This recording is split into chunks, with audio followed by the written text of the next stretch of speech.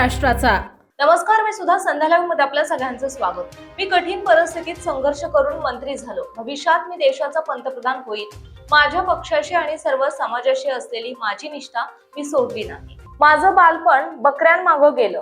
लहानपणापासून मी ओव्या ऐकत आलो। धनगर समाजाच्या या ओव्या एका पिढीकडून दुसऱ्या पिढीकडे जात राहिल्या।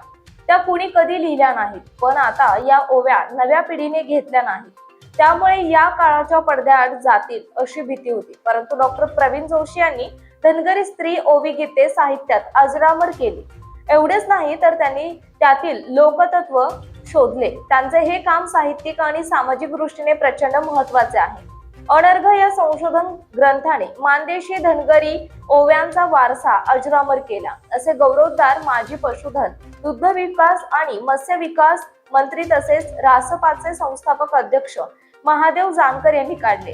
पाडेगाव तालुका फलटण येथील शिक्षक, संशोधक, ग्रामीण लेखक, कवी डॉक्टर प्रवीण जोशी यांच्या अनर्घ आणि संजय या 2 पुस्तकांचे प्रकाशन झाले।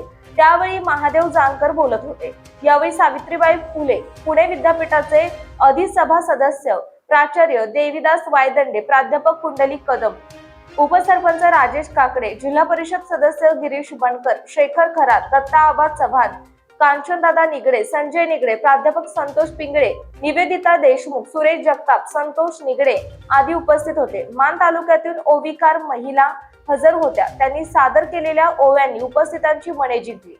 कांचनदादा निगडे यांनी सूत्रसंचालन केले। प्रास्ताविक प्राध्यापक कुंडलिक कदम यांनी केले, तर आभार प्राध्यापक प्रशांत जोशी यांनी मानले।